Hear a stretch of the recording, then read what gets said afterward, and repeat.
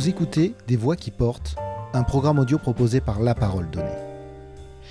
Si les anniversaires n'étaient pas là pour lui rappeler son âge, Jean-Louis Croquet ignorerait qu'il a 80 ans. Aujourd'hui vigneron dans le Var, hier patron de TNS Sofres, numéro 1 mondial des études de marché et des enquêtes d'opinion, cet entrepreneur, passé à ses débuts par la société Pernod, dont il a géré la fusion avec Ricard, reconnaît ne pas tenir en place. Comme c'est souvent le cas avec des personnalités de son envergure, Jean-Louis Croquet raconte avec simplicité son parcours exceptionnel, gardant pour lui la somme de travail nécessaire pour y parvenir. Il ne se plaint pas, car il aime travailler, créer, construire, partager ses ambitions et stimuler ceux qui l'entourent. Après avoir quitté TNS Sofres, il achète en 1998 le domaine Tuerie à Villecroze dans le Var. Un changement de cap radical pour ceux qui ignorent qu'il a toujours rêvé d'être vigneron. Il a maintenant les moyens d'acquérir 400 hectares de vignobles, de changer de vie et de faire le vin qu'il aime dans ce coin de paradis. Dans cet entretien, Jean-Louis Croquet revient sur ses origines, son parcours, ses passions, sa famille, mais aussi la protection de l'environnement et la sécheresse, en pensant au monde dans lequel vivent et vivront ses enfants, petits-enfants et les générations futures. Il n'est pas rare que l'on vienne le consulter, tel un vieux sage, pour lui soumettre un projet ou une idée, car son avis compte et n'a pas pris une ride. Jean-Louis Croquet. Je suis né le 28 juin 1943 à Versailles. Pourquoi Versailles ? Parce que je suis d'une famille bretonne qui est plutôt originaire de Saint-Paul-de-Léon. Mais les Bretons avaient souvent une caractéristique, c'est que quand ils veulent monter à Paris pour aller vendre leurs choux-fleurs et leurs artichauts, surtout à l'époque, ils s'arrêtaient à Versailles parce que la capitale leur faisait un peu peur. Donc ma mère était venue chez sa mère, donc chez ma grand-mère, et habitait Versailles, un endroit merveilleux, puisque mon grand-père habitait à la porte Saint-Antoine. C'est la porte où on entre dans le château de Versailles. Donc j'avais la chance à Versailles, je suis arrivé là, j'ai commencé à naître dans le hameau de Marie-Antoinette. Ma mère se promenait dans le château. À 28 juin, alors après je me suis dit, tiens, qu'est-ce qui se passait le 28 juin ? C'était la guerre, est-ce qu'il y avait un bombardement ? Non, il y avait une chaleur torride. Et elle ne se sentait pas bien, elle est allée dans la laiterie de Marie-Antoinette. Alors la laiterie, c'est la petite laiterie en marbre blanc qui est auprès du lac, du hameau de Marie-Antoinette, qui lui servait de fermette pour recevoir son amant, enfin ses amants en général. Pour l'histoire, ça, il vaut mieux aller voir Alain Baraton, le jardinier en chef du château, qui est un grand copain, qui lui vous racontera tout sur la vie sexuelle de Marie-Antoinette.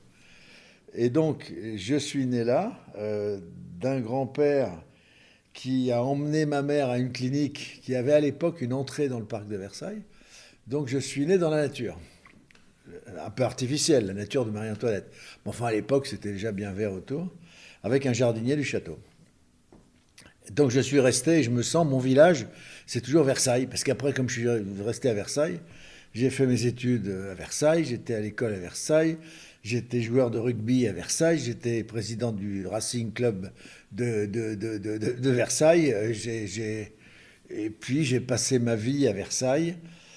Puis le plus drôle, c'est qu'à la fin, et là je saute, mais je reviendrai après au départ, à la fin de ma vie, mais qu'est-ce que je dis ? Je vais faire de mon dernier tiers de vie. Et j'avais deux possibilités qui me plaisaient. Soit devenir vigneron, qui était ma passion depuis très longtemps, soit devenir maire de Versailles. Et donc, c'était très différent. Pourquoi maire de Versailles ? Parce que c'était un gros village, un esprit de village. Et puis là, j'avais une femme très, très raisonnable, à qui j'ai dit, qu'est-ce que tu en penses ? Il m'a dit, dis-le-moi tout de suite, si tu choisis Versailles, je m'en vais tout de suite. Et je pars. Bon, ça va, alors c'est choisi, on va chercher un vignoble. Voilà.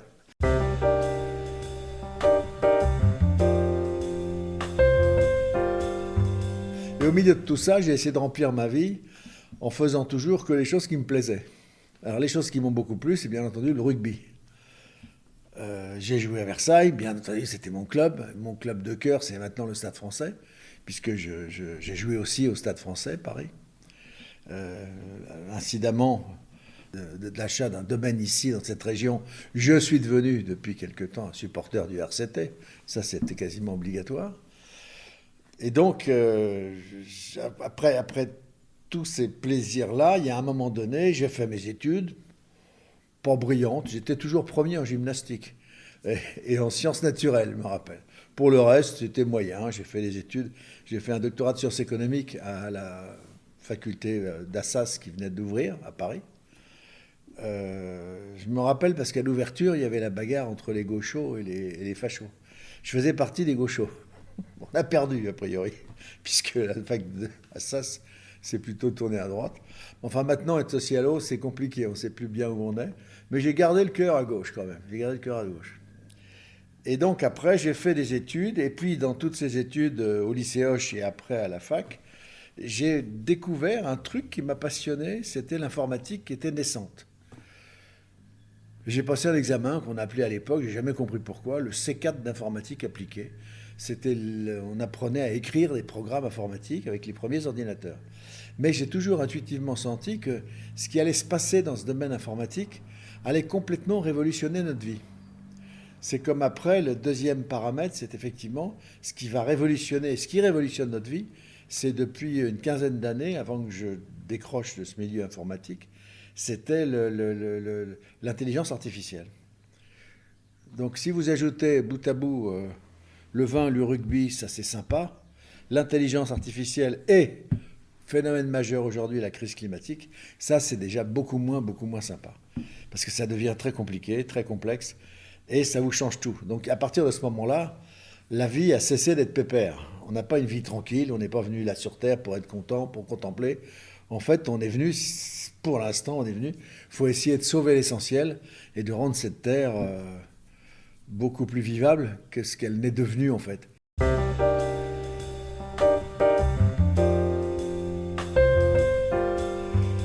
Donc, ma dernière partie de vie, et j'y suis maintenant, je pensais la vivre tranquillement, en jouant aux échecs, en jouant... je me suis installé une jolie petite salle de cinéma, en voyant de bons films, en ayant de bons amis, ceux qui restent, parce qu'à partir de 80, vous commencez à les perdre. Et puis patatrac, pas du tout, il faut se bagarrer, parce que tout va mal, et soit on fait rien, alors on se cherche un EHPAD, on se cherche un truc comme ça, ou un petit coin tranquille pour buller, soit on se dit, mais j'ai 3 enfants, j'ai 6 petits-enfants, comment je peux les aider à ce que ça se passe mieux? Donc, je n'ai pas repris une deuxième jeunesse, parce qu'on ne reprend jamais une deuxième jeunesse. Mais j'ai repris une énergie que j'avais perdue à prendre conscience qu'il ne faut pas rester peinard. On n'est pas là pour faire pipi, caca, manger, bonjour, bonsoir, dodo, métro, boulot, ce que vous voulez. On est quand même là pour laisser autre chose. Et là, on a perdu tellement de choses du fait de cette vie extraordinaire qu'on a eue.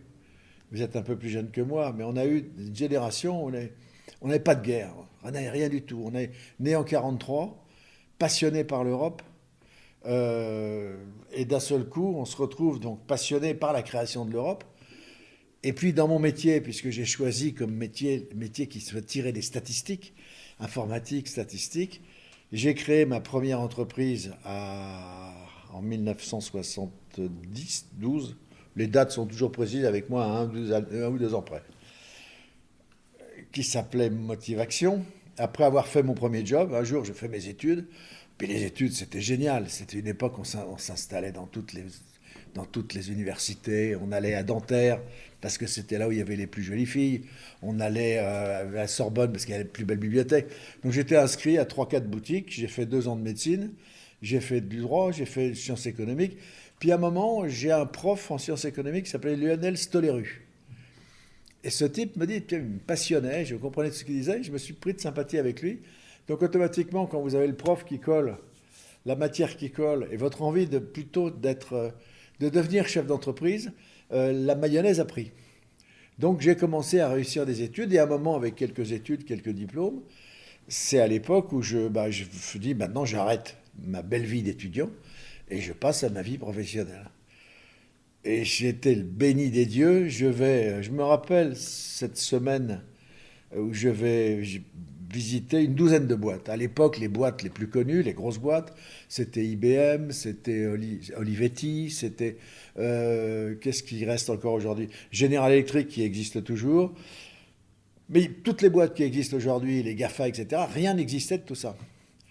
Et dans le lot, la dernière que je visite, c'est une boîte de taille moyenne. C'était Pernod. Alors que tu n'es ni sympathique ni antipathique, mais pareil, je tombe sur un président qui s'appelait Jean Aymar, donc j'en ai marre, Déjà, le personnage sympathique, conducteur de voiture, propriétaire d'une SM Maserati où il faisait Paris-Lyon 1h30. Enfin, le bonhomme qui vous séduisait, qui était à l'ancienne, qui vous disait, bon, vous savez, les bosseurs, c'est facile, hein. Vous êtes chef d'entreprise plus tard. Vous commencez à 7h30 le matin et vous finissez, partez le dernier. C'est ça, faut bosser, faut bosser, faut bosser. Et j'étais assez d'accord avec cette philosophie-là. Donc je rentre chez Pernod. Et là, j'y découvre l'entreprise. Et il m'arrive une aventure assez drôle. J'étais avec Jean Aymar dans son bureau un soir pour discuter stratégie. C'était une boîte sympathique, très familiale. Et il y a le concurrent numéro un, Paul Ricard, qui téléphone. Il téléphone et il dit allô, alors je fais, président, je vais me retirer, je vais quitter la pièce. Et puis le type, au bout d'un moment, il me dit non, restez, restez, restez. Et puis il y a Ricard qui me dit écoute, on est trop petit, j'ai filé ma boîte à mon fils aîné, il en veut la vendre aux Américains, ça va pas du tout, c'est le bordel. Il faut qu'on se voit. On est trop petit pour faire concurrence aux Anglo-Saxons, aux Américains, aux Anglais. Il faut qu'on grandisse. Il faut qu'on se voit. Bon, d'accord. Il raccroche. Il me regarde droit dans les yeux. Il me dit, je ne savais pas très bien pourquoi je vous avais engagé, mais j'avais remarqué que vous aviez des œufs qui pétillaient d'intelligence. C'est toujours sympathique de dire ça. Et on est toujours sensible aux compliments. Mais maintenant, je sais pourquoi je vous ai engagé. Vous avez compris? Vous allez vous occuper de tout ça. Fusion Pernod Ricard, etc. Là, la vraie passion. Avec une autre équipe, bien entendu, je n'étais pas tout seul. Avec l'équipe de boîte familiale qui commence à s'associer. D'ailleurs, c'est Pernod Ricard devient aujourd'hui le deuxième groupe mondial de vins, enfin spiritueux, enfin un petit peu tout. Donc une très belle boîte. À partir de ça, au bout de toujours en jouant au rugby, ce qui fait qu'il m'appelait toujours le col roulé parce que le lundi matin, j'arrivais souvent au bureau avec des yeux au beurre noir parce que le rugby à l'époque, c'était toujours le dimanche après-midi. Donc des fois, j'avais pas le temps de... Je mettais toujours des cols roulés le lundi. C'était le plus facile à enfiler, puis ça cachait un peu les bleus qu'on avait un peu sur la figure dans le cou. Et donc, je me retrouve comme ça avec lui. Et les choses vont plutôt bien, ça avance bien, le groupe se développe, etc. Et puis à un moment, je me dis, bon, bah, maintenant j'ai envie, je connais, j'ai une expérience, je veux monter ma boîte. Et j'avais trouvé ma voie, j'avais trouvé que la voie des études de marché, des sondages d'opinion, c'est-à-dire la fourniture de statistiques intelligentes aux entreprises, les aide énormément à se développer. C'était créé aux États-Unis avec des types qui s'appelaient Stifler. Enfin, il y avait toute une génération américaine qui avait la première de ça. Donc je me rappelle un jour aussi d'une anecdote, puisque c'est plutôt des anecdotes qui sont les plus sympas, c'est celles dont on se souvient en tout cas, où je me dis, je vois mon PDG, que j'aimais beaucoup, Jean Aymar, je dis écoutez, je vais vous quitter, je veux monter ma boîte. Quoi? Mais c'est pas possible. Vous avez pas... J'ai dit, écoutez, la boîte créée maintenant, c'est une belle boîte, familiale et tout, j'ai contribué. Et il y a... mais les 4 jobs les plus intéressants, c'est vous, c'est Ricard, c'est la famille. Et je fais partie de la famille. Donc, alors qu'il venait de m'offrir, à mon âge, j'étais jeune, hein, la direction du Benelux. Bon, belle opération, Benelux, Luxembourg, etc. Mais j'avais envie de monter ma boîte, j'avais envie d'être indépendant. Je lui ai dit, écoutez, je ne bouge pas, je vous quitte toujours avec une grande loyauté et grand fair play. Si dans les affaires, j'arrive aujourd'hui à avoir une assez bonne image, parce qu'on n'a jamais fait de cochonnerie, de vacherie. Ça se fait de plus en plus. Dans le temps, on se tapait dans la main et on tenait ses promesses. Aujourd'hui, la règle du jeu, c'est un peu qui nique l'autre. Hein, il ne faut pas rêver. Et donc, il me dit, qu'est-ce que vous faites samedi prochain? Je dis ce que vous voulez, monsieur le président. Passez à la maison. Il habitait Villa Montmorency, Paris, Belleville, là, etc. Je sonne. Alors c'était un samedi, je me rappelle, j'avais encore un col roulé. J'adorais les cols roulés au week-end. Et alors j'ai dit voilà, bonjour, j'ai rendez-vous avec le président. Ah oui, entrez. Et là je vois une espèce de surprise party. Ah, j'ai réuni les filles à marier de la famille. J'ai trouvé qu'une preuve d'amour que vous donne un type en vous disant mais je ne veux pas qu'il s'en aille, je veux le garder, donc il veut faire partie de la famille. Alors moi là-dessus, d'origine modeste, un grand-père cultivateur de 1 hectare de chou-fleurs et d'artichauts à Saint-Paul-de-Léon, une mère plutôt intello, mais voulant que les enfants fassent des études, j'étais pas un bourgeois. Et quand vous arrivez pour ça, on peut dire même aujourd'hui, c'est un peu une règle, quand vous êtes d'un milieu très populaire et que vous arrivez dans le bon monde des affaires, vous avez 10 ans de retard. Il faut faire vite pour récupérer la façon dont les bourgeois agissent. J'ai vu souvent dans les grandes familles bourgeoises un type épouser la sœur de sa femme qui vient de mourir pour pas disséminer le capital, etc. C'est-à-dire la structuration, les groupes de distribution, je sais pas, les muliers, tout ça, c'est des groupes familiaux puissants, structurés, très puissants grâce à ça. Et donc moi j'avais pas l'habitude de ça. Et d'un seul coup il veut me faire entrer dans la grande bourgeoisie. Alors bien entendu, je ne savais pas quoi faire. Je me rappelle, il y avait le maître d'hôtel qui me voulait boire quelque chose. Je lui ai dit un verre de lait. Je ne buvais jamais de verre de lait. Je me suis retrouvé avec un verre de lait. J'ai gardé le verre de lait toute la soirée dans la main. Je savais pas quoi. J'étais pas très doué. Pour ça, pour draguer les filles, j'ai jamais été très doué. Donc, j'étais pas très doué. Et donc, ça n'a pas marché. Mais j'ai toujours gardé ça comme un souvenir. Quelqu'un qui m'a choisi, qui m'a apprécié, qui m'a donné tout ce que je voulais, parce que je pu me payer tous les stages mais je me rappelle, à l'époque, ça s'appelait les stages d'analyse multidimensionnelle. Ce que font aujourd'hui nos ordinateurs, vous savez qu'il y a dans ce téléphone la capacité d'envoyer une fusée sur la Lune beaucoup plus importante que les 100 mètres carrés qu'avait la NASA à l'époque. Donc c'était tout ça, en fait, c'est un peu grâce à lui. Il me refusait jamais rien. J'ai tout rendu, c'est-à-dire j'étais dispo pour être un patron. D'abord, il faut d'abord être un bon second. Et donc ça m'avait beaucoup plu. Ça, c'était la première partie active de ma vie, étudiant, fin d'étudiant, prise d'expérience. Et après commence sa nouvelle vie, chef d'entreprise.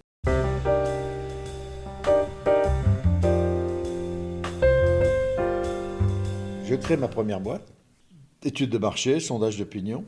Elle s'appelait Motivation. Bon, il y a très longtemps.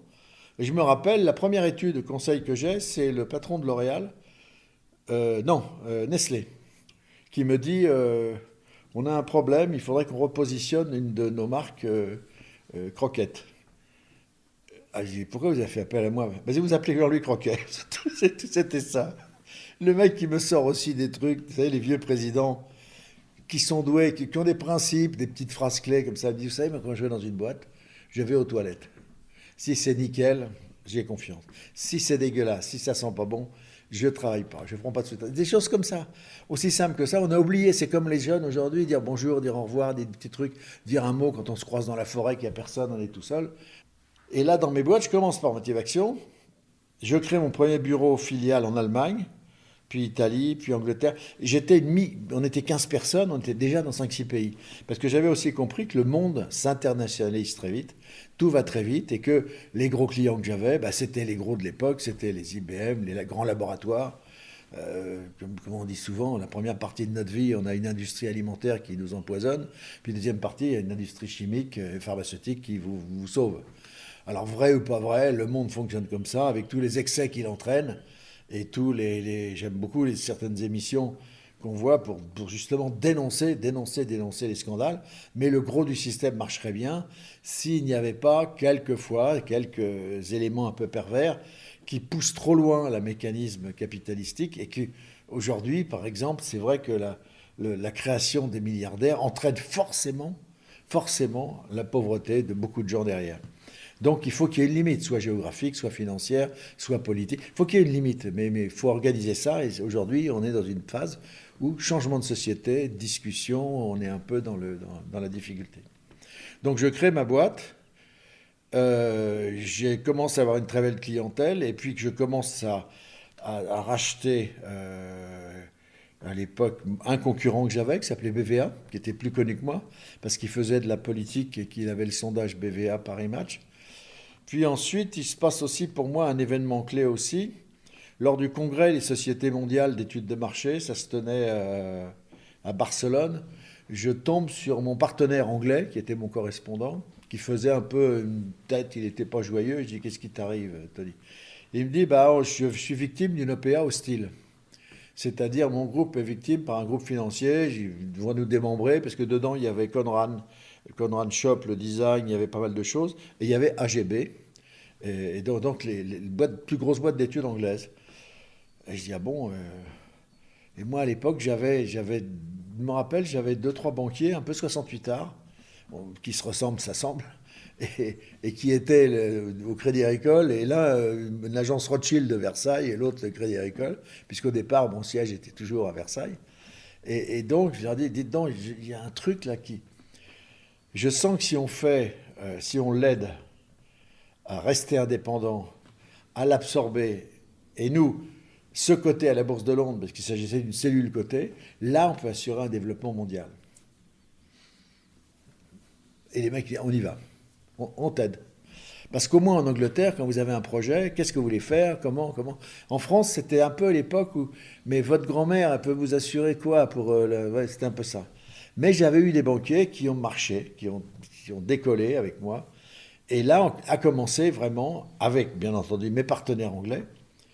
J'ai essayé, j'avais un board où j'avais écossais, anglais, irlandais.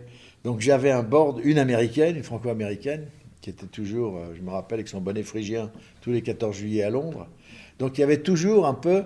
Et là, j'apprends ce que c'est que le business et d'être rivé sur un cours de bourse pratiquement, avec beaucoup d'actionnaires. Et là, j'apprends sur le tas.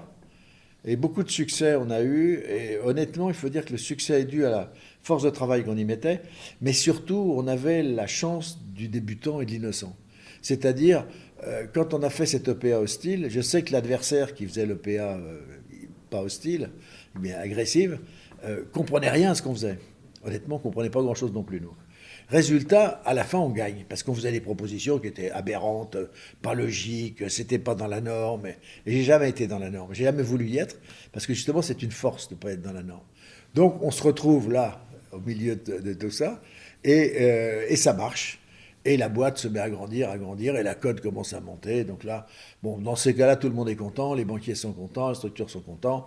Et puis à un moment, on arrive à être d'un seul coup leader mondial. Nielsen, qui était la référence dans ce milieu il y a de grandes années, d'un seul coup, on se dit, mais merde, je suis devant Nielsen. Vous devenez leader. Ben, c'était Lord Nelson, TNS, Sofres. Entre après, j'ai racheté la Sofres en France, j'ai racheté donc ma Sofres, c'est Codip en Italie, on a racheté Intersearch aux États-Unis, on a racheté, je me rappelle même plus des noms, 52 boîtes, dont la Chine, dont Hong Kong, parce qu'à l'époque c'était indépendant, Japon, on se retrouve leader mondial, c'est-à-dire au moins premier dans la moitié des pays industrialisés du monde. J'ai pu rencontrer une fois Mao Tse-tung, enfin, de loin, mais c'était, je crois qu'il est mort en 92, lui, non? Enfin, c'était le début, on était là-bas. Alors je me dis, c'est pour ça que de temps en temps, quand je fais ça, je me dis, j'aime pas trop des interviews comme ça trop longs, parce qu'on se dit, mais merde, mais je suis vraiment vieux, mais vieux. Et vous vous rendez compte, il y a des mecs, ils ont tous disparu. Là, je me dis d'un seul coup, samedi, je vais à Cannes, parce que j'ai deux copains qui dédicacent un livre sur Pompidou. Samedi, c'est Lisnard et Tardieu. Et donc, ils vont dédicacer leur livre. Et je me dis, mais moi, Pompidou, mais je l'ai bien connu. J'écoutais ses discours. Je le voyais avec ses clopes. Et d'ailleurs, c'est lui qui m'a aussi incité à fumer. Et donc, je me dis, c'est bizarre. On se rend compte de la durée de la vie, comme ça, en faisant des petits sauts en arrière. Parce qu'en général, je ne réfléchis pas trop à ce que j'ai fait avant. J'ai toujours passionné parce que je vais faire demain. Je vais faire samedi.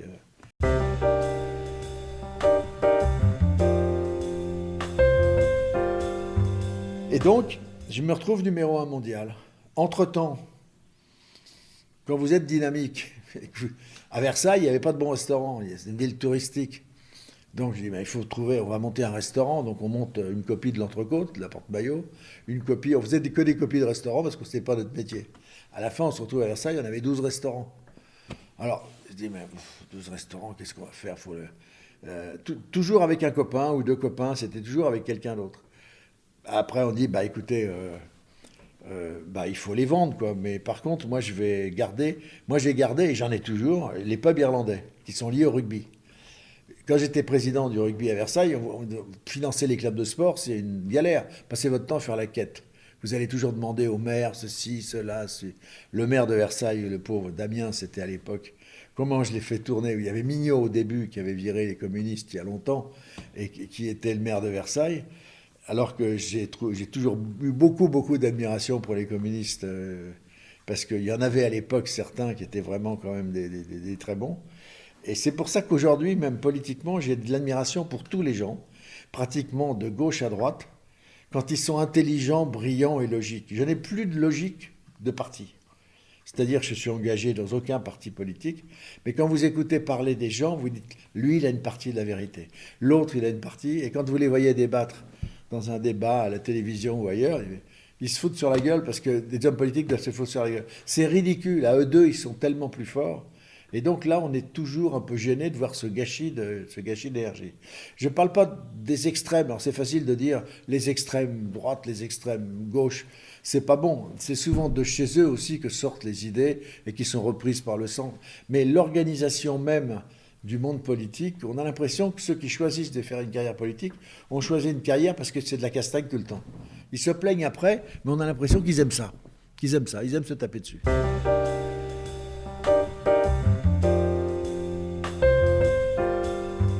Il y a un moment donné, il y a un copain qui vient de me dire est-ce que tu penses monter une télévision privée dans une grosse résidence, je ne sais plus si c'était dans la banlieue, Versailles, c'est possible? Il y a même mieux à faire. On était en 80, il y a Mitterrand, il veut libérer les ondes. Il faut créer des radios. Alors j'en crée une. RFM. Devinez ce que ça veut dire. RFM. 80, à votre avis? Radio, François Mitterrand. Voilà. J'ai vu ça parce que l'autre jour, il fait radio. Fêtait ses 30 ans ou 40 ans, je ne sais plus. Et il y a un type sur Internet qui dit oui, ça veut dire radio, fréquence modulée, etc. Alors j'avoue avec mes gros doigts sur Internet, je dis pas du tout, je m'appelle Jean-Louis Croquet, j'ai créé cette radio avec un copain versaillais. Et nous l'avons appelé Radio François Mitterrand pour remercier François Mitterrand qui libérait les ondes et qui cassait le monopole, qui n'a pas empêché Mitterrand de nous brouiller. Quand moi j'ai recruté Coluche, qui venait faire le pitre à l'antenne tous les soirs de 7 à 8, à appeler les politiques en direct, on était attaqués par les gendarmes, défendus par les CRS, ou l'inverse. On avait installé une antenne de 40 mètres sur le toit de Vélizy. Puis on avait découvert que les lignes à haute tension de 400 000 volts, quand vous dirigez le faisceau d'émetteur des ondes, vous portiez, quand on était brouillé à Paris, on avait plus d'auditeurs à Marseille et à Copenhague qu'à Paris. Parce qu'on dirigeait notre faisceau sur les lignes 400 000 volts, puis en fonction des délestages EDF, ça partait dans un sens, dans l'autre. Enfin, là aussi, tout ça, on peut le faire aujourd'hui. Aujourd'hui, simplement, les supports logistiques sont plus les mêmes. Faire des études de marché, des gros sondages d'opinion dans le temps, c'était compliqué, c'était lourd, c'était cher parce qu'il fallait recruter les enquêteurs, faire des routes random, c'était compliqué. Aujourd'hui, avec Internet, tout devient beaucoup plus facile et beaucoup plus vite. D'où, quelquefois, le danger même des fortunes qui se créent. Vous montez du commerce traditionnel, juste la bonne logistique avec Amazon, monde entier. Bon, Amazon se cassera sans doute la gueule dans quelques années, parce qu'il y a un moment donné, la taille vous tue. C'est-à-dire, vous grossissez, votre ventre vous cache les yeux. Et donc, on ne peut plus y arriver, donc ça arrivera. D'ailleurs, je crois que c'est Bezos, le patron de tout ça, il l'a déclaré lui-même. Il a déclaré, oui, nous, on va arriver à un moment donné où on va en crever. Vous démarrez une plateforme aujourd'hui sur Internet, sur la base d'une idée. Vous pouvez chez vous créer votre plateforme, créer votre entreprise, développer votre produit, développer vos idées. Et vous avez, simplement, si vous vous intéressez à ça, les outils modernes vous donnent la possibilité de contacter des millions et des millions de personnes. Donc aujourd'hui même, refaire un parcours comme celui-là, il serait peut-être pas plus intéressant, parce que moi, mon parcours à l'époque, il fallait se retrouver en tête-à-tête avec des bonhommes et les convaincre. Aujourd'hui, vous voyez, ce matin, j'avais un rendez-vous avec notre distributeur de vin norvégien, qui est un type adorable, et mon collaborateur me prévient par MMS. Moi, MMS, je ne le lis pas. Je lis une fois de soir, je regarde les MMS. Elle a bien parlé. Mais vous savez bien que moi, vous m'appelez, vous gueulez en bas, il est l'arrivée, ou je suis la voix, je suis un vocal, je suis un téléphone.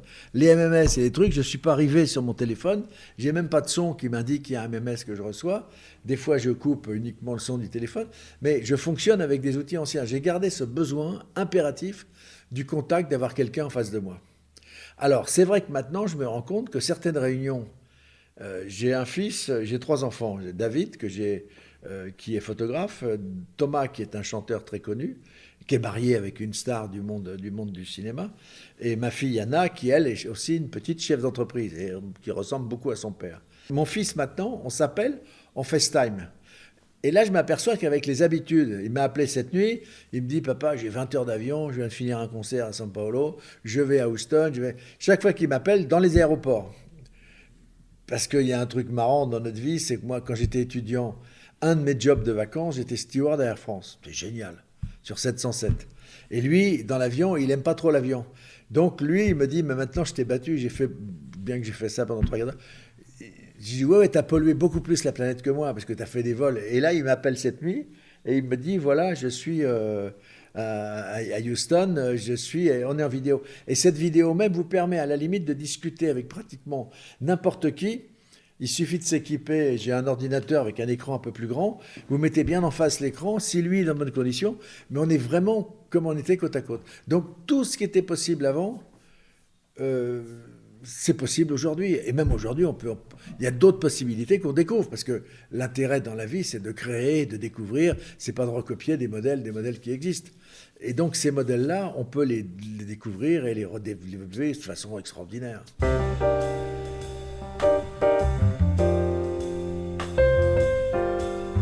À l'époque, la façon d'être en face à face, en se contactant, on sentait les gens en face, on sentait les gens, on pouvait s'engueuler, on pouvait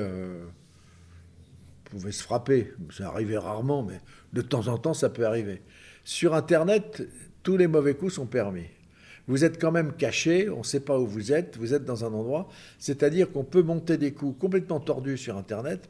Et ce qu'on voit en ce moment, c'est effectivement le danger. Vous voyez le nombre de cambriolages dont vous êtes victime par jour, on essaie de vous dire, attention, vous savez, tous les sites, les phishing, on essaie de vous piquer, donc vous avez beaucoup plus de truands cachés aujourd'hui, et le pourcentage de truands chez les hommes d'affaires bourgeois et chez les voyous de là, c'est les mêmes, on a les mêmes choses. Donc aujourd'hui, vous avez des coups tordus qui se passent sur Internet, et qui sont beaucoup plus difficiles à détecter. C'est-à-dire, là, vous ne les avez pas en face de vous. Alors que dans la vie, quand vous avez quelqu'un, c'est comme un match de rugby. Vous avez le gars en face de vous, vous savez celui-là, s'il joue dur, il joue réglo, ou si au contraire, quand vous allez être par terre, vous allez prendre un coup de genou dans la tronche sans vous en rendre compte. On sent moins l'adversaire. Moi, je fais partie de la génération tactile. C'est-à-dire, j'ai souvent besoin de goûter, de toucher, pour me faire une idée. Alors que maintenant, sur informatique, vous avez des jeunes qui manipulent ça avec une aisance. Ils ont développé pratiquement un 6e ou 7e ou 8e sens. Mais ils ont développé des facilités que si j'étais jeune, je me dépêcherais de les acquérir tout de suite. Aujourd'hui, vu mon âge, j'ai pas envie de faire une X-e carrière. J'ai envie, au contraire, d'essayer de corriger, d'essayer d'aider, de préparer. Je suis redevenu maintenant quelqu'un qui veut donner un coup de main à ceux qui ont des projets intelligents et des projets intéressants, en disant, voilà, je peux participer un peu. Vous voyez, si on peut faire un reproche aujourd'hui à ce gouvernement et ces jeunes brillants qui sortent tous des mêmes écoles, que ce soit l'ENA, l'inspection des finances ou autre, c'est qu'il n'y a plus assez de vieux qui les conseillent autour d'eux, un peu les conseils des sages, qui disent, mais vous savez ce que vous faites, vous réinventez le fil à couper le beurre, hein. On l'a fait il y a déjà tant de temps, voilà pourquoi ça ne marche pas. Là, vous voyez, tout le monde s'affole. Là, aujourd'hui, on s'affole parce qu'on a un taux de 5,5 de... Bon, aussitôt réunion, séminaire et tout, c'est un côté ridicule, mais à une époque où justement ils ont tous ces outils, ils se retrouvent encore dans des séminaires, des châteaux, à prendre du café, et là il y a une perte de temps colossale, une perte d'argent, parce que quand on voit, on dit, mais quand même, avec tout l'argent qui nous emmerde, elle nous pique tout le temps. Mais qu'est-ce qu'ils en font? Aujourd'hui, on est mal adapté, tout simplement, on a perdu le sens du boulot. Les gens se figurent qu'aujourd'hui, on ne peut plus se passer du travail chez soi. Pourquoi? Parce qu'on peut le faire à des heures. On cherche le confort. Or, le succès, ce n'est pas le confort. Ça n'a jamais été le confort. Demandez à n'importe quel champion olympique, ce n'est pas confortable la préparation des Olympiques. C'est très dur. Et aujourd'hui, on veut que tout soit confortable. Et la vie n'est pas confortable. Si elle est confortable, elle est chiante.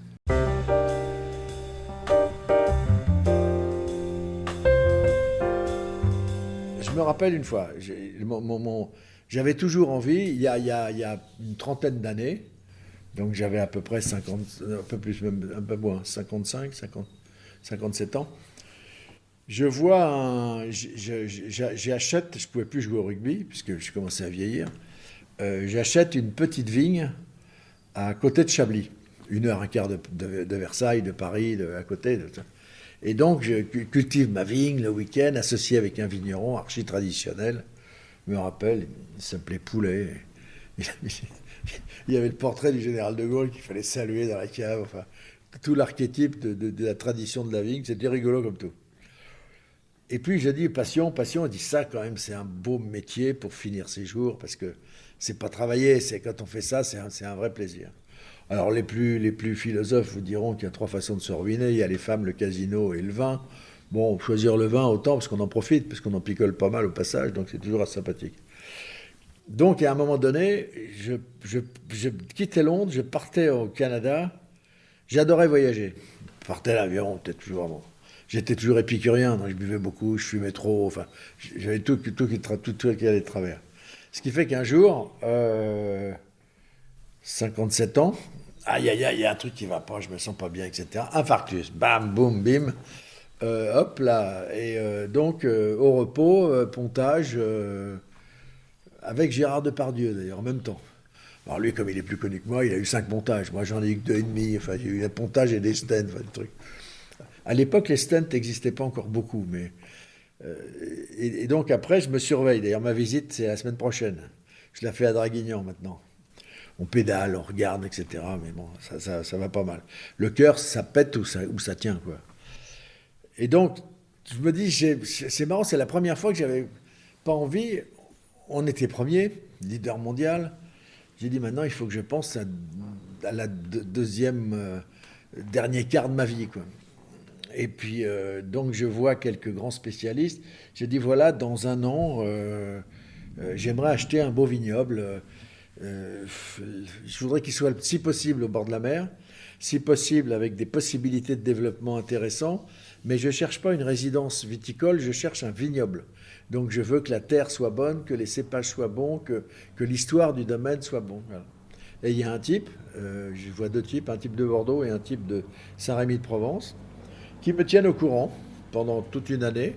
Et puis à un moment, il y en a un qui, je lui dis, écoutez, ça y est, c'est bon. Presque une petite année, j'avais commencé à préparer ma succession, laisser la place à un autre, etc. Un groupe comme ça, il faut quand même qu'on fasse des choses qui tiennent la route, pas mettre les choses en danger. Et j'ai dit, voilà, c'est bon, on peut commencer à visiter. Donc 3-4 week-ends, il m'emmenait à Bordeaux, et puis regarder un peu l'espace. Et puis comme toujours, ici, on visite un coup Bordeaux. Alors Bordeaux, un petit-fils de marchand de cultivateur de choux-fleurs et d'artichauts qui veut s'installer dans le vin. Non mais c'est quoi? C'est un rêve. Qu'est-ce qu'il croit celui-là? Et celui qui me disait ça, j'ai appris avant que lui était dans la betterave sucrière. Donc c'était toujours les frimeurs, ça. Après, je vais dans l'Occitanie. Je m'aperçois que la côte, là, elle est vraiment bousillée. Ils n'ont pas fait de cadeaux, etc. Puis je me dis après Chablis, je voulais descendre plus bas, plus vers le soleil. Et puis je voulais pas venir dans le Var, parce que c'était l'époque où il y avait des gros problèmes. Mais les Var, c'est des Corses. Ils tuent les députés, il y avait un assassinat. Et puis celui qui me vendait ça, qui était un type intelligent, un œnologue, il m'a dit, écoutez, on est en avance, on venait de visiter un vignoble dans Porquerolles, celui, je crois, qu'a acheté récemment Chanel. Enfin, il a été vendu déjà 2-3 fois. Il me dit, j'ai un vignoble dans le Haut-Var, sympathique. Maintenant que je vous connais un peu mieux, ça vous plairait beaucoup. Mais ce vignoble, c'est pas du tout au bord de l'eau. Il est un peu plus loin. Je n'ai pas envie d'y aller. Et puis, en fait, ben, on a le temps. Ben, allons-y, vite fait, on jette un saut. Et déjà, on rentre dans le vignoble. Et j'ai dit, mais dans votre dossier, c'est au bord de la route. Et c'est vrai que la photo qu'il avait faite devant le vignoble, je pensais que c'était la départementale. J'ai pas envie dormir avec une chambre, on passe des bagnoles sous les fenêtres tout le temps. Et pas du tout. Et je commence à rentrer dans le vignoble, et là, il se passe des trucs bizarres. Déjà, j'ai une holding financière qui s'appelle Virtus. La pendule solaire ici, il y a Sycomnia Virtus sur la permanente. Déjà, il y a un nom, il y a un truc. En plus, je descends de la voiture, je commence à aller pisser tous les arbres qui traînaient. Alors ma femme fait une grosse bourde, elle était avec moi ce jour-là, d'habitude elle ne visitait pas avec moi, et elle dit au type avec qui il vend, elle dit, écoutez, quand il commence à pisser partout, vous pouvez annuler les rendez-vous d'après. Alors, après pour discuter le prix, vous pouvez toujours vous brosser, le type il sait que vous êtes hameçonné, vous êtes dedans, et là je tombe sur un vignoble qui faisait entre 300 et 400 hectares, créé par les Romains. Donc des trucs, un dossier du vendeur, très bonne qualité sur les cépages, l'encépagement, les qualités de la terre, de chaque, bien analysé, exactement ce que je cherchais. Et je lui dis, bah écoutez, on tape dans la main, on reste là.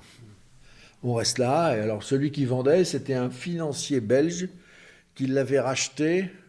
Il y a une dame qui a beaucoup marqué ici, qui était une dame, Madame Lapère, la femme d'un médecin niçois, qui avait eu le domaine pendant 40 ans à peu près, et qui faisait du bon vin qu'elle portait à la vente au marché à Marseille et à Nice, enfin dans la région. Et donc il y a toujours ici des bons vins rouges, et pas uniquement du rouge castré qui s'appelle le rosé, quoi, où c'est devenu une mode qui malheureusement même tue quelquefois les bons vins de rouge et blanc. On fait rosé, rosé, rosé. Mais bon, c'est un vin à la mode et un vin qui marche. C'est plutôt un vin business. Donc je m'installe là. Je commence par me construire un chai pour fabriquer des vins de grande qualité. Et donc, et d'ailleurs, je ne regrette pas d'avoir fait un chai de ce type-là, parce qu'aujourd'hui, j'y fais des vins nature, c'est-à-dire sans sulfite. Et pour ça, il faut avoir des chais qu'on peut vraiment très modernes, qu'on peut stériliser complètement. Et donc, j'attaque ma vie de vigneron, en ayant ma vie à cheval un petit peu en Angleterre avec mon business. Mais il faut quitter l'un. Pour réussir un business n'importe lequel, il ne faut pas vouloir faire ça en amateur. Et donc, j'avais tout réglé en Angleterre. Un petit souci, celui qu'on avait prévu comme successeur, il a eu après une maladie bizarre. Quand il prenait l'avion, il saignait des oreilles. Et là, malheureusement, bah, quand ça arrive, parce que ce métier de manager une boîte internationale, à l'époque, aujourd'hui peut-être ça serait moins, mais il fallait passer 2 jours par nuit, 2 nuits par semaine dans les avions. Et il fallait aller partout, il fallait coordonner tout ça, c'était du boulot. Donc j'ai piqué un peu du nez quelques semaines pour essayer de régler tout ça. Ça s'est réglé. Et ça s'est réglé. Il y a même un vieux comme moi qui est revenu à la boîte pendant 2 3 ans. Et ça s'est parfaitement réglé. Et là, j'ai commencé ma vie de vigneron. Après mes 20 ans de vie de vigneron amateur éclairé à Chablis, où je connaissais tous des blancs. Là, je fais un petit stage à Aubryon pour les rouges. J'ai recruté un maître de chai et un œnologue très spécialisé dans les rosés. Et je me suis constitué une équipe où on s'est donné tous les moyens de faire un vin très brillant. Et parmi les professionnels, on a aujourd'hui une image de nos vins qui est tout à fait exceptionnelle. On est chez Ducasse, chez Robuchon, enfin ex-Robuchon, dans tous ces restaurants-là, on est très présents. Et moi, dès qu'il y a du boulot ici, je suis là. C'est-à-dire quand il s'agit des vendanges, quand il s'agit des traitements, alors on est bio, bien sûr, on est bio, archi-bio, plus que bio. Quand il s'agit des dégustations, quand il s'agit surtout des assemblages, où j'assemble tous les vins et je participe à ça. Et puis quand il n'y a pas trop de boulot, bah, ici, l'hiver, on est dans un village et malheureusement, dans les villages comme ça, on s'emmerde. Il n'y a pas grand-chose à faire. Alors, soit vous avez un bon partenaire d'échecs et puis ça va, vous passez une bonne soirée. Soit il y a des bons matchs de rugby à la télé. Autrement, bah, d'ici, vous allez partout. Vous allez à Paris, vous allez à Londres, vous allez à Rome, vous faites tout ce que vous voulez. Et puis, il y a quelques petits matchs de rugby dans la région qui, quelquefois, sont sympathiques, quoi.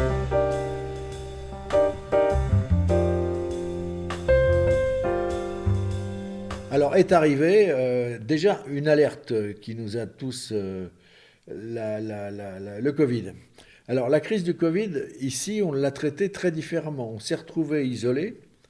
Au contraire, le Covid était devenu un club méditerranéen où les gens venaient, passaient quelques jours à l'isolement pour être sûr qu'ils n'avaient pas le Covid. Et après, on est resté 5 6 mois. Mais tous les enfants, les petits-enfants qui étaient là, disaient, mais attends, c'était 6 mois de vacances ici. C'était absolument génial. On ne s'est pas rendu compte que malgré les grosses emmerdes, on était dans le paradis, au paradis. Ensuite arrive le début réel de la crise climatique. On commence à en voir les effets il y a 5 6 7 ans. On commence à voir des tendances à la sécheresse. On commence à lire les rapports du GIEC qui sont très bien faits, que personne ne lit malheureusement, parce qu'il suffit de s'abonner et de récupérer l'information qui vous dit avec des gens et des preuves et des gens sérieux, qui vous disent qu'ici, au début c'est dans 30 ans, puis dans 20 ans, puis maintenant c'est dans 10 ans. Dans 10 ans ici, il n'y aura plus d'eau. Nous, on a 6 forages, il n'y en a plus qu'un qui marche. Et encore, c'est celui qu'on a fait l'année dernière, qui est à plus de 200 mètres. Tous les autres sont à sec. Même encore aujourd'hui, avec ce qu'il n'y a plus. Donc, il n'y a plus d'eau. Donc, on se rend compte que mes vendanges de cette année, j'ai fait 45% du volume. Parce que comme on est en bio, archi-bio, plus que bio, bio machin, bio truc, On est effectivement dans une situation où quand vous avez le 26 ou 27 mai de l'année dernière, 7 centimètres d'eau qui tombe et que le lendemain vous avez 38 degrés, les 100% de Cabernet, le Merlot, mildiou détruit tout. Donc là, la nature nous tombe et nous détruit tout. Et parce que bien entendu, on n'utilise plus les saloperies que certains ont remis en cours récemment au ministère de l'Agriculture. Quand on voit que pour la betterave, pour les cerises, on remet en cause des produits. Non, c'est sûr que nous, maintenant, on a d'autres produits, mais qu'à la limite, faire du vin de bonne qualité nous revient plus cher que de faire du vin avec des cochonneries. Mais aujourd'hui, vous avez deux types de vignobles. Vous avez les vignobles tenus par des vignerons qui font un travail d'artisans et d'artistes. Puis vous avez les industriels qui veulent faire du vin, qu'on appelle négociants, qui eux, achètent du vin, travaillent du vin. Et 82% des vins sont vendus en supermarché. En supermarché, jusqu'à preuve du contraire, vous ne goûtez pas les vins. Vous achetez des vins, vous achetez du marketing, vous achetez une étiquette. Alors c'est pas cher. C'est sûr qu'aujourd'hui, par exemple, la crise, c'est que tous les Bordeaux de base sont à moins de 2 euros, partout. À moins d'1 euro chez Lidl, mais à moins de 2 euros chez Carrefour. Donc aujourd'hui, vous vous retrouvez dans des situations où le monde du vin, qui était un monde où on pouvait encourager les jeunes à y aller en disant allez-y prudemment. La consommation du vin baisse partout. Alors pourquoi? Parce que déjà dans le vin, il y a de l'alcool. Alors l'alcool, à part un de nos ministres de l'Agriculture qui pensait que l'alcool du vin, c'était pas le même que celui de l'alcool du pastis et du whisky, l'alcool à haute dose est très mauvais. Par contre, tout le reste du vin, si on rajoute pas de cochonnerie, c'est une boisson tout à fait acceptable. Enfin, c'est un jus de fruits qui pense qu'à devenir du vinaigre. Et à un moment, il n'est pas mauvais. Donc on essaie de bloquer et de faire durer une période où il va être agréable à boire. Et donc, c'est ce qu'on poursuit. Là, on s'aperçoit aujourd'hui que 4% des gens apprécient la complexité d'un bon vin. C'est tout. Le reste, 3-4% de plus savent détecter un défaut. Mais c'est-à-dire que moins d'une personne sur 10 va apprécier la qualité du travail que vous faites. C'est déjà pas mal. Il faut les trouver. Avec le temps, on finit par les trouver. Ce qui fait qu'aujourd'hui, on n'a que 3 ou 4 clients par jour, mais on passe 1 heure et demie avec chacun pour un grand restaurateur. Tout ce matin, j'avais mon importateur norvégien avec qui on discutait. Chaque vin, ah oui, celui-là, on n'a pas tout à fait mis. Ben non, on n'a plus de Merlot, donc on a remplacé le Merlot on travaille avec 14 cépages. Donc ça reste un métier passionnant. Simplement, c'est qu'aujourd'hui, ma stratégie qui était de dire je vais essayer de faire chaque année entre 150 et 160 000 bouteilles pour amortir mes coûts, parce qu'on est très moderne, machine, etc. Aujourd'hui, il faut que j'amortisse mes coûts avec une vente de 80 000 bouteilles. C'est-à-dire la moitié de la récolte. Alors pourquoi la moitié? Cette année, il y a eu le mildiou qui nous a dézingué à 30% par sa brutalité. Et surtout la sécheresse qui chaque année nous gratte encore 30-35%. Et qui cette année, la sécheresse... Aujourd'hui, on a 2,5 fois plus d'eau à la même date que l'année dernière. Donc ça sera mieux cette année. Donc si on n'a pas d'accident climatique important, on va arriver à faire... Peut-être on arrivera aux 100 000 bouteilles, ce qui serait pas mal. Bon. Mais maintenant, il faut s'adapter aux 100 000 bouteilles. Donc 100 000 bouteilles, ça veut dire... adieu la conquête mondiale. Maintenant, c'est small is beautiful. Hein. C'est-à-dire aux États-Unis, où il fallait qu'on ait Trump qui nous avait taxés, etc., on a tiré une croix sur les États-Unis. À part une commande qui vient, je veux absolument votre vin, on vous l'envoie, on ne fait plus d'efforts. Le Brexit, l'Angleterre, c'est compliqué, on arrête. La Chine, les pays asiatiques, on arrête. Parce que les Chinois, maintenant, ils vous copient tout, ils copient votre vin, etc. Donc on se concentre on relocalise toute notre position, c'est-à-dire on se concentre sur notre village, nos villages, la Provence, la France, et la filière nord. La filière espagnole, elle est très productive de beaucoup de vins, pas mauvais et pas cher, donc là on aura du mal. L'Italie, c'est un peu pareil que les Espagnols. Donc nous, maintenant, notre marché, c'est Scandinavie, donc Norvège, Finlande, Suède, Danemark, l'Allemagne, la Hollande, la Belgique, Luxembourg, Suisse, France, et donc voilà. Et là, ça va être... Et on s'aperçoit que cette politique qu'on a changée vraiment totalement il y a 1 an et demi, ça redevient la politique qu'on avait il y a 25 ans. C'est-à-dire les clients, par exemple, il y a un truc marrant qui m'arrive, mon livreur, il se fait piquer par les gendarmes, il se fait souffler dans le ballon, il se fait sucrer son permis 6 mois. Alors, une boîte normale, qu'est-ce qu'elle aurait fait? Il dit, t'as pas de permis, t'es viré. Bah, tu te débrouilles. Là, je dis, c'est pas ça. C'est les livraisons de la région ici, c'est quand? Il dit, c'est le vendredi. Bon, bah, c'est moi qui vais livrer avec toi. Moi, je conduis la camionnette. Et j'ai repris un contact avec tous les grands restaurateurs qu'on a dans le coin. Et maintenant, j'attends toutes les semaines avec impatience le vendredi matin où je vais les rencontrer. Et lui, il charge parce qu'il est jeune et puis il fait son boulot. Et moi, je livre. Et là, je redécouvre les plaisirs de la petite entreprise artisanale, alors qu'avant, j'étais reparti encore dans une entreprise aux États-Unis, etc. Non, là, rediscute. Je rediscute avec les gens qui disent comment ça se fait? C'est vous qui venez livrer, mais comment? Et alors, il ne se rend pas compte ça peut être très agréable. C'est vous qui venez livrer. Alors, parce que je suis patron, c'est pas bien de livrer. C'est idiot. C'est idiot, puisque ça, c'est un vrai plaisir.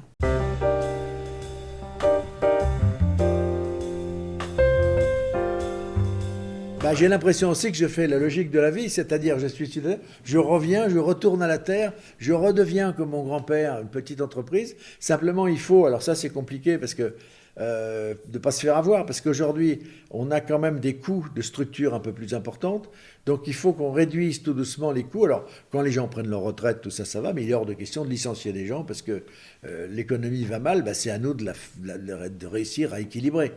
Je pense qu'avec cette technique-là, on s'en sortira. On ne s'en sortira pas de la crise climatique, parce que là, il faudra qu'on continue. Mais aujourd'hui, on peut arriver à trouver des solutions qui soient plus intéressantes si on arrive à résoudre ce problème de l'eau. Alors l'eau, récemment, j'ai vu des vignerons israéliens qui sont venus, ils arrosent leur vignoble à 100% de l'eau dessalée. Ils m'ont dit, ça a changé un peu le goût de notre vin, mais on y arrive très bien. Bon, c'est tout, mais alors après, qu'est-ce que vous faites? Vous rejetez quoi? Bah, on prend de l'eau, on rejette un tiers d'eau 3 fois plus salée, et on garde les 2 tiers d'eau douce. Bah, je dis, mais alors, si tout le monde fait ça, ça va changer la Méditerranée, ça va devenir la mer morte. Donc à ce moment-là, qu'est-ce que vous faites? Vous êtes dans une mer où vous allez bousculer toute l'écologie. C'est pour ça qu'il faut vous rappeler peut-être de Dumont, vous avez dû connaître, bon, à l'époque. Tout ce qu'il disait, en fait, moi je l'écoutais. Je ne sais pas pourquoi, j'ai jamais été un fan, mais j'écoutais ce qu'il disait et je participais pas du tout aux espèces de rigolades. T'as vu ce vieux, qu'est-ce qu'il nous dit? Il comprend rien, etc. Non, quand je vois des gens qui aujourd'hui nient complètement le changement climatique et la prudence, quand je vois le dimanche ce ciel bleu avec un jeu de mots croisés dans tous les sens, dans les avions qui reviennent à la maison, à être partis pour 20, 30 euros. C'est vrai que c'est une bonne nouvelle pour Airbus quand ils vendent 300 avions, mais en même temps, quand vous voyez ces 300 avions qui d'un seul coup se mettent en l'air, parce qu'ils sont des usines à polluer, et donc à contribuer à dérégler tout ça, non, il faut vraiment que des gens, et à notre gouvernement, tout le monde s'en fout de ça. Ça, c'est pas devenu J'écoutais les quelques débats qui essaient d'exister maintenant pour les élections. Malheureusement, la forme des débats est moche, ils se tapent les uns sur les autres, ils parlent tous ensemble. On ne comprend plus, les gens ne savent plus débattre. Ils ne savent plus débattre, s'envoyer des arguments. Seuls les caractères forts finissent par dominer. Donc, c'est les orateurs. On ne va pas élire des orateurs. Il faut élire des constructeurs. Il faut élire des gestionnaires. Il faut élire des gens qui savent où ils vont. Et ben aujourd'hui, on n'a que des deuxièmes couteaux partout. Hein. Les premiers couteaux, je ne sais pas où ils sont, mais il n'y en a plus beaucoup.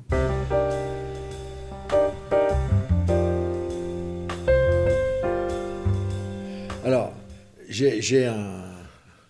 Alors, on dit un beau-père, mais c'est pas mon beau-père, c'est le beau-père de mon fils. Mon fils, un jour, me voit et me dit, papa, tu vas être surpris, je suis amoureux. Ah bon, bah, tant mieux. Surtout que lui, c'était un fils spécial, parce que Thomas, dès ses 10-12 ans, il m'a dit, papa, j'ai mieux être coursier dans une usine qui livre des CD de musique que d'être architecte, docteur. Je veux faire ma vie dans la musique. Ben, j'ai dit, écoute, on fait un deal, quoi. Essaie de passer un examen, n'importe lequel, jusqu'au jour où il me dit, à Paris, je l'emmène, il me dit, tu peux me... si je vais à Paris, je te dépose, si tu veux, je te dépose à la fac, là, oui. Puis après, à un moment, il me dépose, et puis il dit, je te les sous. Ben, laisse-moi là. Mais je dis, là, Thomas, c'est pas la fac, c'est un parking.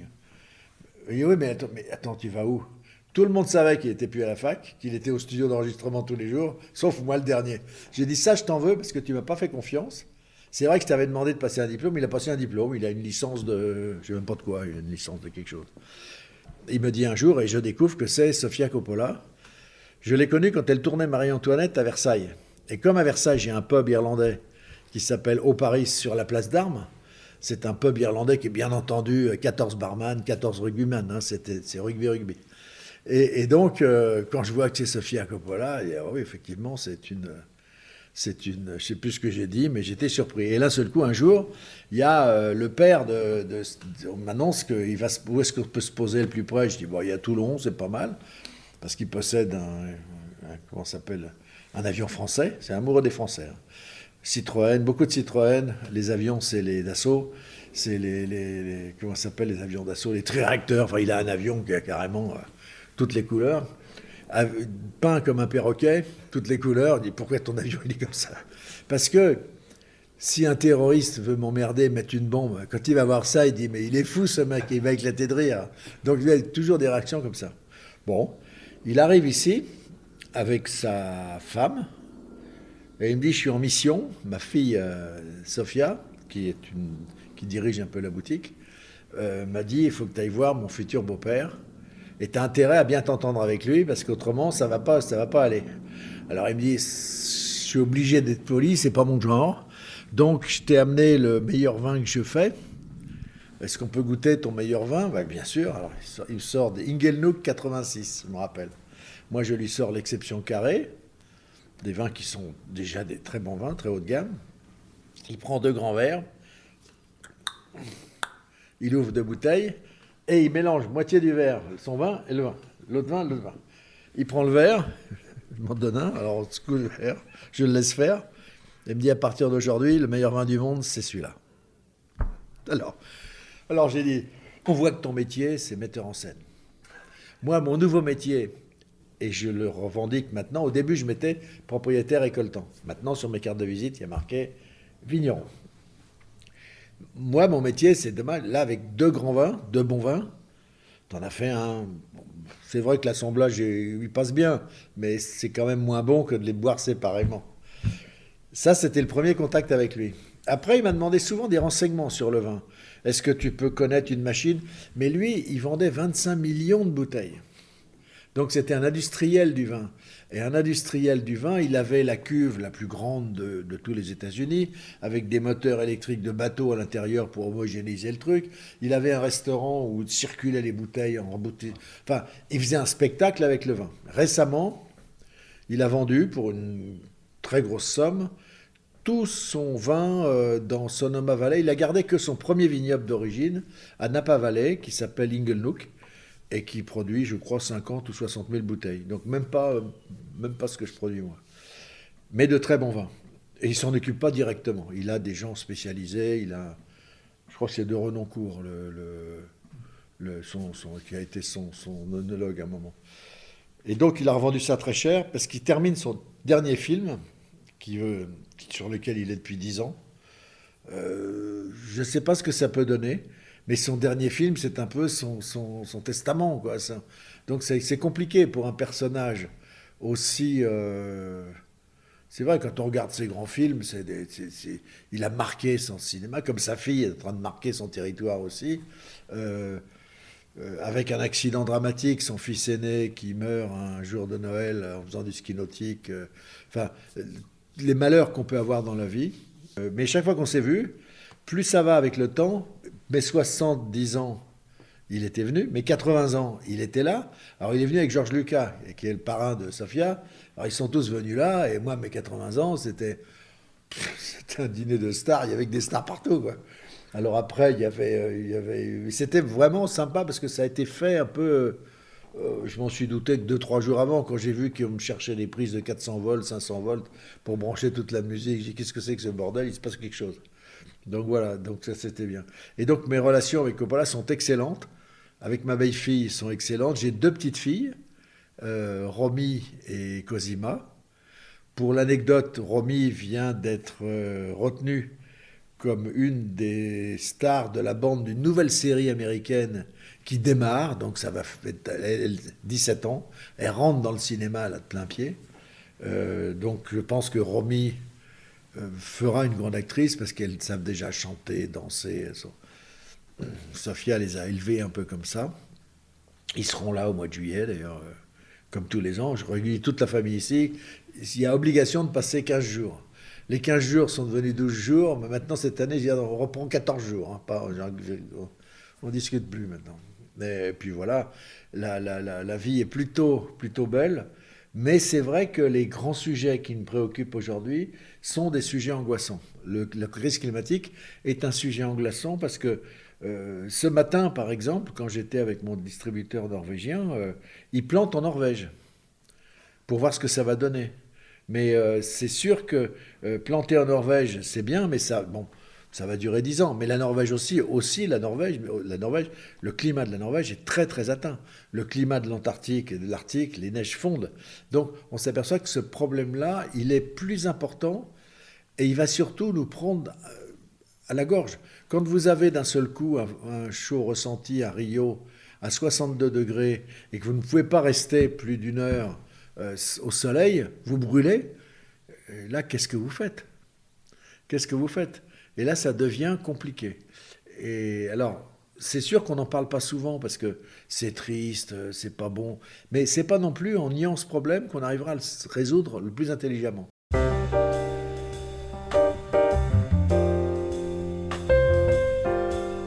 Par exemple, je sais mon cardiologue, là, à Draguignan, Dr Chex, qui a pris sa retraite il n'y a pas longtemps, il a créé une association de tous les médecins de santé pour arriver à faire un tas de choses sur la santé qui fait qu'on va prévoir et qu'on va diminuer le coût de santé. Donc il n'y aura pas besoin d'avoir un médecin toutes les 5 minutes comme c'est aujourd'hui. Ah, je suis malade, où est le docteur? Bon, c'est pas possible. D'abord, les gens, on se rend compte aussi, c'est comme le manque de connaissances sur la durée de vie. On dit aujourd'hui, le pouvoir d'achat a baissé. C'est vrai. Mais pourquoi il a baissé? On ne compte jamais dans le pouvoir d'achat le téléphone, les téléphones, la fibre optique, toutes les plateformes sur lesquelles on cotise. Là, j'ai vu tout à l'heure, je suis soutiré de, tiens, tu vois, 2,99 €. Ah bon, c'est quoi ça? Je regarde, je n'avais pas fait attention. Tous les mois, Apple me prend 2,99 €. Et je cherche pourquoi, je ne sais pas. Mais tous les mois, ils m'enlèvent 2,99 €. Ici, ils font ça sur 1 milliard de personnes. Mais c'est 2,99 € qui sont enlevés tous les mois. Et donc, on se rend compte qu'aujourd'hui, les besoins de la vie sont plus les mêmes qu'avant. Alors, résultat, c'est sûr que on a quand même beaucoup de choses à réguler. Donc moi, je me réfugie dans l'univers de dire, le vin, il y a de l'alcool, c'est pas bon pour la santé, mais c'est un bon médicament pour sociabiliser les gens. Je plaisante souvent quand je discute avec des amis musulmans en disant, mais si vous, les musulmans, vous buviez un peu de vin de temps en temps, vous vous rendez compte, vous éclusez tous nos stocks, donc les vins seront meilleurs, et grâce à vous, et en plus, vous communiquerez plus facilement. C'est excès de violence, buvez un coup, vous verrez, ça va passer. Ça finit par marcher. Tout est comme ça, tout est pris. J'essaie de prendre avec un peu d'humour les sujets qui sont dramatiques. C'est la seule façon de les aborder tout doucement. Même la mort, la fin de vie peut être passionnante parce qu'on a plus de temps, on s'occupe des gens. Moi, je sais que maintenant, j'ai un plaisir que je n'avais pas avant. C'est quand je suis à Paris, je m'installe sur une terrasse, j'achète le journal, je prends un café, un whisky, n'importe quoi, et puis je regarde les gens. C'est un spectacle, c'est génial. Avant, je n'avais pas fait ça. Donc aussi, on arrive à découvrir. On dit toujours, vieillir, c'est une catastrophe, ça c'est sûr, parce qu'on se dégrade de partout. Mais en même temps, on arrive à trouver des éléments qui peuvent rendre la vieillesse plus agréable à vivre, plus utile aussi pour faire partager l'expérience avec des plus jeunes. Non, il y a toujours quelque chose à faire. Malheureusement, je cherche la recette miracle, et la recette miracle, il n'y en a pas. Donc la recette miracle, la seule, c'est le travail. On se fixe un objectif et on travaille, et puis à un moment donné, tiens, ça marche. Donc voilà, mais c'est pas compliqué.